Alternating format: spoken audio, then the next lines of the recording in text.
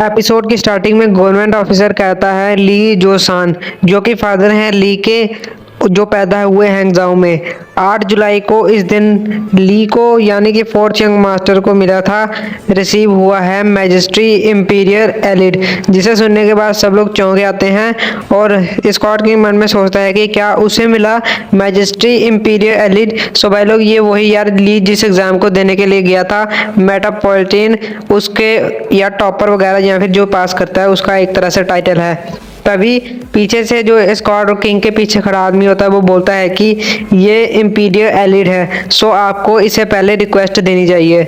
तभी Scott king अपने हाथ जोड़ता है और बोलता है कि मुझे ये मंजूर है। तभी आगे से गवर्नमेंट ऑफिसर कहता है कि ली जो पैदा हुआ हैंगजाओ में 8 जुलाई, उस दिन उसने इंपीरियर एग्ज़ाम दिया और उसे पास कर दिया, वो भी टॉप स्कॉलर बन के। मतलब कि ली उस एग्ज़ाम में टॉप आया, जिसे सुनने के बाद स्कॉट किंग और बाकी लोग चौंक जाते हैं और बोलते हैं कि फोर्थ यंग मास्टर अभी भी जिंदा है। और थर्ड यंग मास्टर बोलता है कि ना सिर्फ वो जिंदा है बल्कि वो टॉप स्कॉलर भी है और उसने टॉप किया है एग्ज़ाम में। तभी जो गवर्नमेंट ऑफिसर के साथ में आए हुए होते हैं लोग, सिक्योरिटी वाले, उनमें से एक सोल्जर कहता है कि सब लोग प्लीज़ थोड़ा शांत रहें, जिसे सुनने के बाद सब लोग शांत हो जाते हैं। और गवर्नमेंट ऑफिसर आगे बोलता है कि ली जो सांग यानी कि स्कॉट किंग और उसकी फैमिली को काफ़ी गर्व होना चाहिए कि उन्होंने कंट्री को इतना अच्छा टैलेंट दिया है और इंपीरियर फैमिली उन्हें 100 गोल्डन यांग और 16.5 हेक्टर लैंड देती है।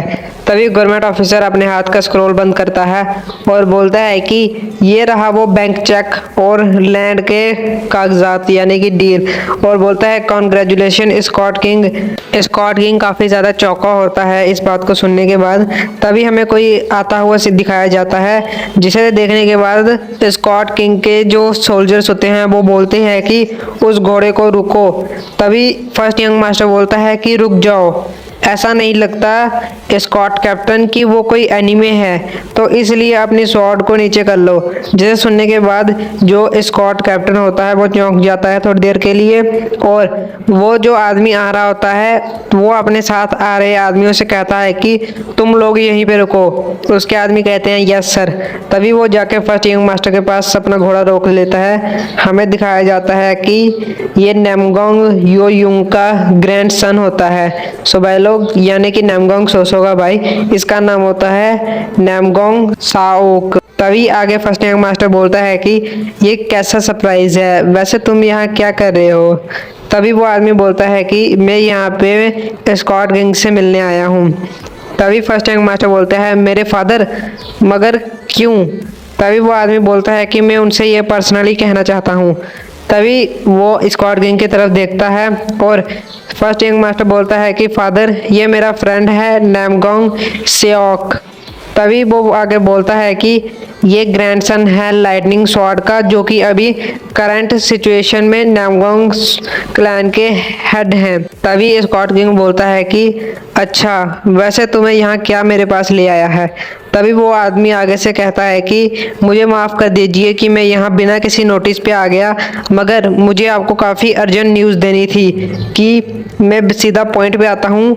जो आपके बेटा है फोर्थ यंग मास्टर यानी कि सर ली, वो अभी भी ज़िंदा है। तो भाई लोग, ये पहले ही स्कॉट किंग को पता चल गया है। तभी वो आगे बोलता है कि मेरी बहन भी सेफ है और साथ में वो क्लैन में वापस भी आ गई है। जिसे सुनने के बाद स्कॉट किंग बोलता है तुम्हारा इससे क्या मतलब है। सो भाई लोग, जो नामगोंग सोसो है, स्कॉट किंग को ये नहीं पता है कि वो लाइटनिंग स्वॉर्ड की ग्रैंड डॉटर ही है। मतलब कि स्कॉट किंग को ये पता है कि वो कोई लड़की थी, मगर नामगोंग क्लैन की कोई ग्रैंड डॉटर थी ये नहीं पता है। तभी आगे से नामगोंग सियोक बोलता है कि जो फ्लावर वन रिवर अलाइंग है यानी कि ग्रेट डीमन, वो उन्हें येलो रिवर के पार नॉर्थ फील्ड में ले गया था, मगर मेरी बहन और सर ली वहाँ से सीक्रेटली भाग गए जबकि वो ग्रेट डीमन सो रहा था। और उसके बाद सर ली भाग के बैंगजिंग में मेट्रोपॉलिटन एग्ज़ाम देने चले गए और मेरी बहन वहाँ पीछे ही रही क्योंकि वो थोड़ी इंजर्ड थी, तो वो अपनी एनर्जी को सर्कुलेट करके खुद को रिकवर कर रही थी अपनी इंजरी को पहले। और वैसे भी उसने ये बताया कि सर ली ने अपनी लाइफ को रिस्क में डाला और उन्हें प्रोटेक्ट किया, वो भी ग्रेट डीमन से पूरे समय, जिसे सुनने के बाद सब लोग चौंक जाते हैं। तभी वो आगे बोलता है कि इसलिए ग्रैंडफादर ने मेरे से कहा कि मैं यहाँ पर्सनली आके आपको थैंक यू करूँ और आपको और साथ में सर ली को इनवाइट करूँ हमारे मेन क्लैन में आने के लिए, मेरी बहन और साथ में मेरे ग्रैंडफादर की तरफ से, और मैं आपका दिल से थैंक यू करता हूँ, और साथ में हेवनली ड्रैगन स्कॉट एजेंसी का भी। जिसे सुनने के बाद स्कॉट किंग के सभी आदमी कहते हैं कॉन्ग्रेचुलेशन स्कॉट किंग। सो भाई लोग एक तरह से यार ये काफ़ी बड़ी बात है। तभी स्कॉट किंग देखता है उन सब की तरफ, तभी स्कॉट किंग के साथ में जो आदमी खड़ा रहता है यानी कि यार शिपमेंट मैनेजर, वो बोलता है कि ऐसा पर्सन सिर्फ इस वर्ल्ड में सिर्फ यंग मास्टर ली ही हो सकते हैं, है ना। जिसे सुनने के बाद सब लोग कोई आदमी बोलता है कि फोर्थ यंग मास्टर वापिस आ गए। जिसे सुनने के बाद सब लोग चौंक जाते हैं और गेट पे दिखाया जाता है हमारा मेन कैरेक्टर ली, जिसे देखने के बाद सब लोग हंसते हैं और दौड़ के उसके पास जाते हैं और बोलते हैं फोर्थ यंग मास्टर। तभी हमें थोड़ी देर बाद का सीन दिखाया जाता है जहाँ पे कोई कहता है कि घर ही सबसे अच्छा है, होम इज़ बेस्ट। तो भाई लोग ये ली ने कहा होता है। तभी ली नहाते हुए मन में सोचता है कि मैंने ये सुनने में काफ़ी अजीब लगेगा कि जो मेट्रोपॉलिटन एग्ज़ाम था वो काफ़ी आसानी से मैंने पास कर दिया टॉप स्कॉलर बन के, मगर जो भी हो ये इसलिए हुआ क्योंकि मुझे सभी आंसर पता थे टॉप स्कॉलर के, जो कि पिछली लाइफ में था। और मन में सोचता है कि जिस आदमी ने पेपर चेक किए होंगे पक्का उसके पास सेम ही आंसर 2 सेट के थ्रू गए होंगे, मतलब कि 2 पेजों पे सेम आंसर गए होंगे, मगर जो भी हो मैंने उस इंसान से 2 घंटे पहले आंसर जमा करवा दिए थे। सो इसलिए कुछ भी हो उस आदमी को ही कहा जाएगा जिसने कि पेपर को कॉपी किया था या चीटिंग की थी।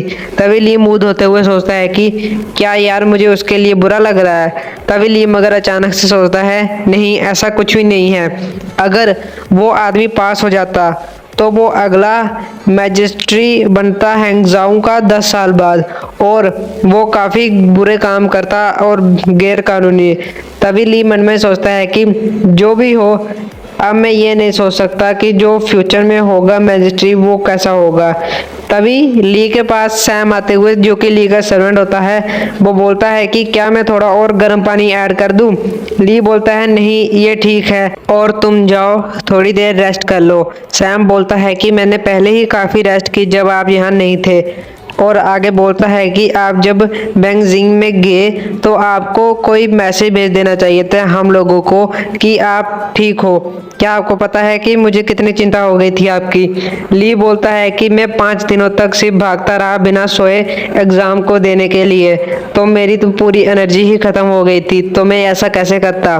तभी सैम बोलता है कि आप इतनी जल्दी वापस कैसे आ गए, क्योंकि जो हैंगजाओ से बेंगजिंग का सफ़र है वो 20 दिन का है, मगर आपने उसे 5 दिन के अंदर ही कैसे कर लिया। तभी ली को परेशान आने लगता है। ली बोलता है अच्छा इसके बारे में। तभी ली एक तरह का पेंडेंट निकालता है जिसपे कि घोड़े बने होते हैं और सैम को देता है। सैम बोलता है ये तो, तभी ली बोलता है कि ये उन्होंने मुझे दिया, मैं ग्रेट कैनल को फॉलो करता रहा और हर स्टेशन पे उन्होंने मुझे एक नया घोड़ा दिया जिसके कारण कि मैं जल्दी पहुंच पाया। तभी सैम बोलता है कि 1 मिनट, इसे देख के तो ऐसा नहीं लग रहा कि आप कोई ऑफिशियल गवर्नमेंट ऑफिसर हो, उन लोगों ने आपको ये क्यों दिया। ली बोलता है कि ये काफ़ी लंबी स्टोरी है।